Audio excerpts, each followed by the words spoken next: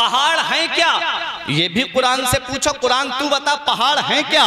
तो कुरान जवाब देता है वल जिबाला औतादा व खलकनाकुम अज़वाजा। कुरान कहता है हमने पहाड़ों को मेखे बनाया है, हमने पहाड़ों को कीले बनाया है। आप जब मकान बनाने खड़े होते हो तो अपने घर में पहले कालम खड़े करते हो कि नहीं करते हो? अब अगर दीवारें ना भी लगाओ, सिर्फ कालम पर लिंटर डाल दो तब भी लिंटर इधर उधर नहीं जाएगा, है ना? तो वो कालम जो है वो मेखे हैं मकान की छत की। अल्लाह फरमाता है हमने पहाड़ों को मेखे बनाया, पहाड़ों को कीले बनाया। हजरात, जब जमीन को अल्लाह ताला ने पैदा किया तो जमीन को पानी के ऊपर बिछाया, जमीन को पानी के ऊपर बिछाया, क्योंकि पानी अगर नहीं होता तो नलों में पानी कहां से आता है? हमारे यहाँ नीचे पानी है। अल्लाह ने जमीन को पानी पे बिछाया। अब जमीन के और पानी के दरमियान बुखार पैदा हुआ। बुखार व माना भाप। जब भाप पैदा हुई तो जमीन हिलने लगी, जमीन के अंदर ठहराव नहीं था। जब जमीन को पानी पे बिछाया, पानी में खुद ठहराव नहीं होता, पानी हिलता रहता है। कभी आप दरिया में देखना, तालाब में जाके देखना, पानी हिलता रहता है, उसमें ठहराव नहीं है। तो पानी के ऊपर जब जमीन को बिछाया तो जमीन हिलने लगी। तो अल्लाह तबारक व तआला ने पहाड़ों की मेखें पैदा की, पहाड़ों को अल्लाह ने पैदा किया, जमीन अपनी जगह ठहर गई। पहाड़ पैदा किए, पहाड़ मजबूत कीले हैं, पहाड़ मजबूत कालम है। अब जरा सुनो, वो मजबूत चीज, उसके लिए रब फरमा रहा है कि अगर कुरान का एक हर्फ पहाड़ पर नाजिल हो जाता तो पहाड़ रेजा रेजा हो जाता, पहाड़ का सुरमा बन जाता। अल्लाह के खौफ से तो जिस कुरान को पहाड़ अपने ऊपर नहीं ले पाया, जिस कुरान को जबल मुस्तहकम अपने दामन में ना समेट पाया, उस पूरे कुरान को मेरी कौम के एक छोटे से हाफिज ने अपने सीने में महफूज कर लिया। सुभान अल्लाह, सुभान अल्लाह। पहाड़ जैसी मजबूत चीज कुरान का एक हर्फ बर्दाश्त ना कर पाए, और मेरी कौम के छोटे से बच्चे ने 300 पारे अपने अंदर महफूज कर लिए। इसका सीना तो जल जाना चाहिए था, इसका सीना तो राख हो जाना चाहिए था, सीना क्या पूरा वजूद जल करके राख हो जाता, लेकिन कुरान के 300 पारे इसके सीने में महफूज हैं। ये ऐसा क्यों है? तो आज सैदपुर के जिंदा दिल मुसलमानों, हाफिज कुरान की शान भी देख लो। आज जो लाइट आ रही है, आज जो तुम अपने घरों में बल्ब रोशन करते हो, मुझे बताओ ये डायरेक्ट पावर हाउस से आ रही है या ट्रांसफार्मर के जरिए आ रही है? हजरात, शैतान को अल्लाह ने बहुत ताकत दी, तो किसी भी रूप में आ सकता है। आप मेरी तरफ तवज्जो दें, मैं कुरान की बात कर रहा हूं, मैं कुरान की अजमत बयान कर रहा हूं। जरा मोहब्बत से पढ़िए दुरूद पाक, अल्लाहुम्मा सल्ली अला सय्यिदिना व मौलाना मुहम्मदिन व बारिक वसल्लम, सलातुम व सलामन अलैका या रसूल अल्लाह सल्लल्लाहु तआला अलैहि वसल्लम। हजरात, तो पहाड़ के ऊपर अगर एक हर्फ कुरान का नाजिल हो जाए तो पहाड़ रेजा रेजा हो जाए, क्योंकि कुरान में जलाल है, पहाड़ बर्दाश्त नहीं कर पाएगा। लेकिन मेरी कौम के हाफिज ने अपने सीने में कुरान कैसे महफूज कर लिया? तो सुनो, ये जो आज आपके यहाँ लाइट आ रही है, जो आपके घर में बल्ब रोशन होता है, ये डायरेक्ट पावर हाउस से लाइट आती है या ट्रांसफार्मर के जरिए आती है? तो मेरे हर भाई का यही कहना होगा कि हमारे घर में जो लाइट आती है वो ट्रांसफार्मर के जरिए आती है। ट्रांसफार्मर के जरिए लाइट आती है कि नहीं आती है? और अगर कोई ये कहे कि मैं वसीला नहीं मानूंगा, तो डायरेक्ट जाके पावर हाउस में जाकर के तार लगा दे, देखते हैं उसके घर के बल्ब जलते हैं या नहीं जलते हैं। बल्ब तो बाद में फूकेंगे, पहले उसके अंदर से धुआं निकल जाएगा। एसी अलग फूकी हुई होगी, वॉशिंग मशीन अलग धुएं दे रही होगी। पता चला डायरेक्ट पावर हाउस में तार नहीं लगा सकते, पावर हाउस से लाइट आती है ट्रांसफार्मर के अंदर, ट्रांसफार्मर उसको कंट्रोल करता है, फिर तार के अंदर केबल में लाइट आती है, उस केबल में हम अपने घर का तार जोड़ते हैं, तब हमारे घर का बल्ब जलता चलता है, तब हमारे घर का फैन चलता है, तब हमारे घर की एसी चलती है, तब हमारे घर का कूलर चलता है, तब हमारे घर में वॉशिंग मशीन काम करती है, तब हमारे घर में फ्रिज काम करता है। प्यारे मुसलमानों, हाफिज कुरान ने कुरान के 30 पारे अपने सीने में कैसे महफूज कर लिए? तो आओ जरा कुरान से पूछते हैं, कुरान तू कहां नाजिल हुआ है? तो कुरान जवाब देता है, नज़ला बिहिर रूहुल अमीन अला क़ल्बिका लितकूना मिनल मुंज़िरीन। कुरान जवाब देता है कि कुरान को अल्लाह ताला ने हजरत जिब्राईल अलैहिस्सलाम के जरिए नबी के दिल के ट्रांसफार्मर पर उतारा है, नबी के दिल के ट्रांसफार्मर पर उतारा है। कुरान में जलाल है, मुस्तफा के सीने में जमाल है। जलाली कुरान को मेरे नबी ने जमाली कुरान में तब्दील करके अपनी कौम के छोटे छोटे बच्चों को अता फरमा दी। सुभान अल्लाह, सुभान अल्लाह, वाह वाह, ये कुरान है। सुभान अल्लाह, सुभान अल्लाह। रब फरमाता है, नज़ला बिहिर रूहुल अमीन अला क़ल्बिका लितकूना मिनल मुंज़िरीन। कुरान को जिब्राईल अलैहिस्सलाम ने मेरे महबूब के दिल पर उतारा है, मेरे महबूब के सीने मुबारक पर उतारा है। अल्लाह हज़रात, तो पता चला कुरान नबी के दिल पर नाजिल हुआ है, कुरान नबी के दिल पर उतरा है। कुरान में जलाल है, मुस्तफ़ा के सीने में जमाल है। हज़रात, मेरे नबी ने अपनी कौम के छोटे छोटे बच्चों को जमाली कुरान अता फरमा दिया। यही वजह है 8 साल का बच्चा हो कुरान याद कर लेता है, 10 साल का बच्चा हो कुरान याद कर लेता है। इसीलिए हम कहते हैं बख्शिश की राह मोमिनो आसान बना लो, अपने लिए निजात का सामान बना लो। दुनिया की किताबों पे नजर बाद में रखना, बच्चों को पहले हाफिज कुरान बना लो।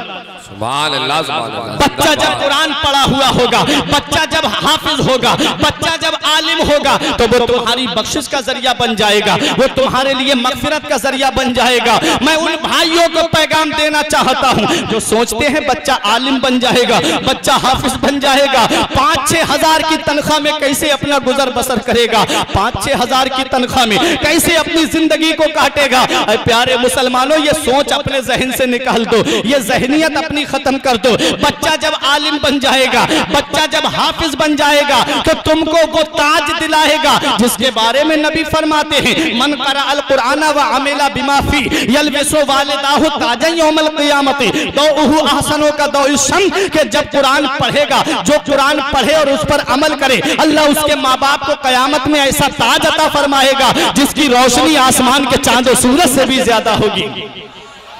अगर वो ताज तुम्हें चाहिए तो बच्चों को कुरान पढ़ाना होगा, अगर वो ताज तुम्हें चाहिए तो बच्चों को आलिम दीन बनाना होगा। मैं ये नहीं कहता डॉक्टर ना बनाओ, मैं ये नहीं कहता प्रोफेसर ना बनाओ, मैं ये नहीं कहता मास्टर ना बनाओ। अरे अपने बच्चों को दुनियावी तालीम भी दो, लेकिन पहले अपने बच्चों को दीन की तालीम दो, पहले अपने बच्चों को शरीयत का इल्म दो, पहले अपने बच्चों को कुरान और हदीस का इल्म दो। वरना वो दिन दूर नहीं है कि कोई तुम्हारे लिए फातिहा पढ़ने वाला नहीं होगा, वो दिन दूर नहीं है। मैंने पढ़ा था कि एक कमिश्नर का बाप मर गया, जब कमिश्नर का बाप मरा तो आकर के वो जनाजे की नमाज का वक्त आता है, उसने रुमाल जमीन पे बिछा दिया। बराबर में एक आलिम साहब खड़े थे, बोले कमिश्नर साहब ये रुमाल क्यों बिछाया है? बोले तुम देखते नहीं यहाँ सफेद थोड़ी बिछी हुई है, यहाँ चटाई थोड़ी बिछी हुई है, यहाँ दरी थोड़ी बिछी हुई है। अरे मैं सजदा करूंगा मेरी पेशानी गंदी हो जाएगी, मैं सजदा करूंगा मेरे माथे पे धूल लग जाएगी। अब वो जो चारपाई में लेटा है,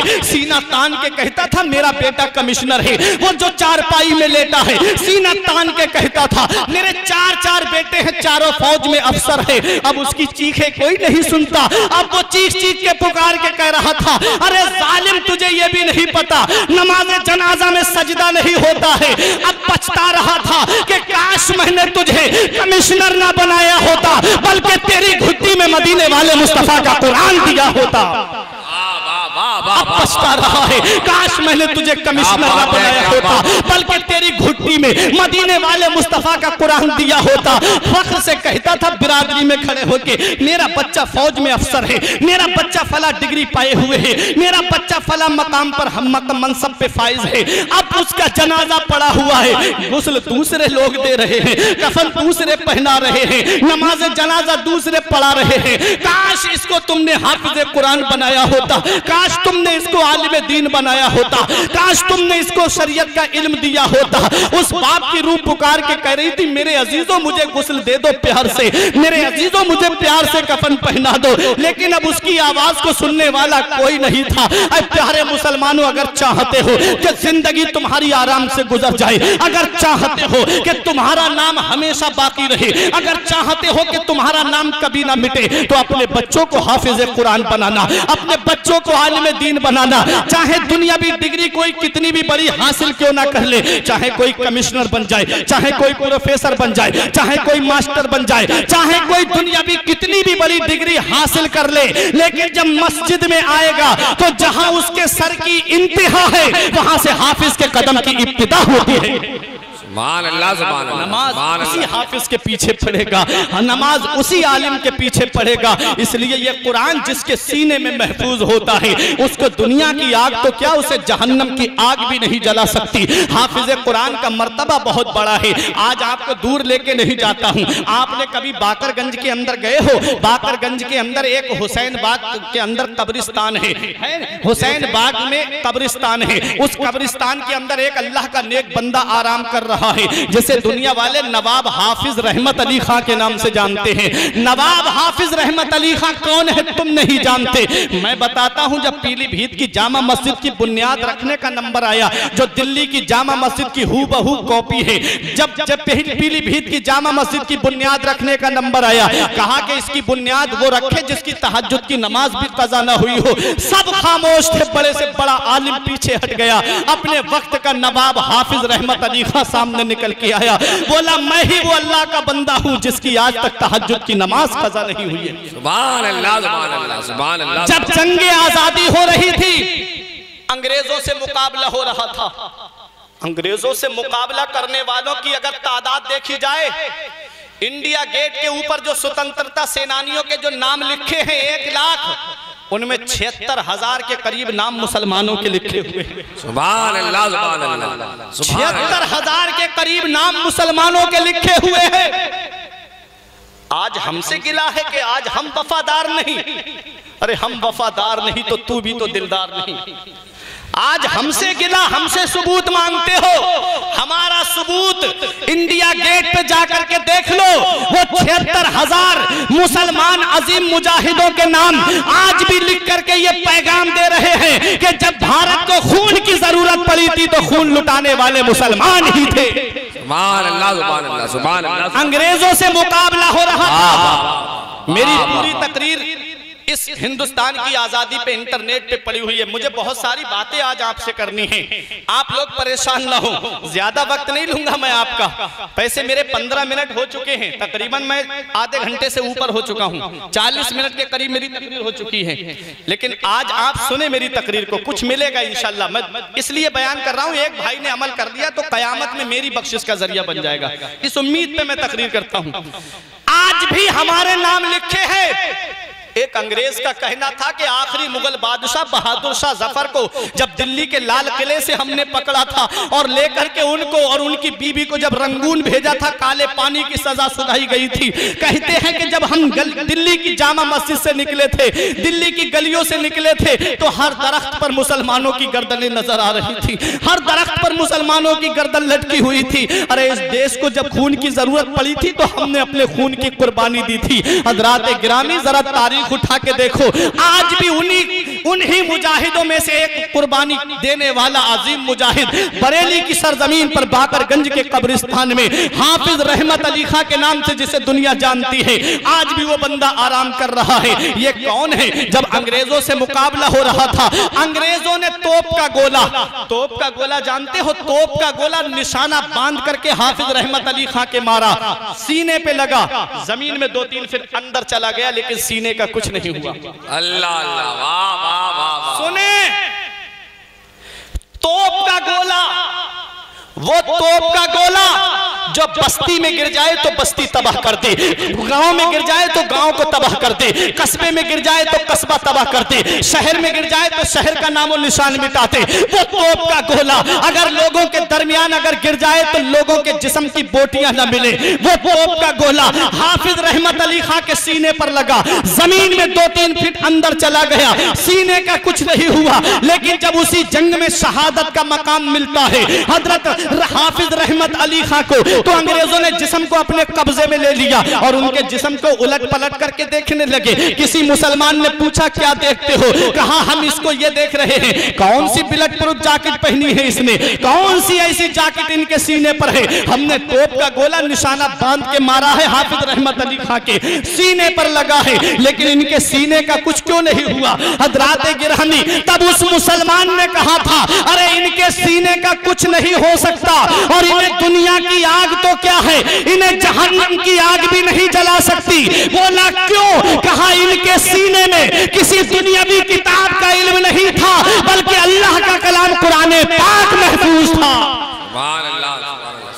कुरान जिसके सीने में महफूज हो, कुरान जिसके सीने में जमा हो, उसे कब्र में मिट्टी नहीं खा सकती, उसे दुनिया की आग तो क्या है, उसे जहन्नम की आग भी नहीं जला सकती। नारे तकबीर, नारे रिसालत, मसलके आला हजरत, फैजाने गरीब नवाज, जश्ने शबे बरात,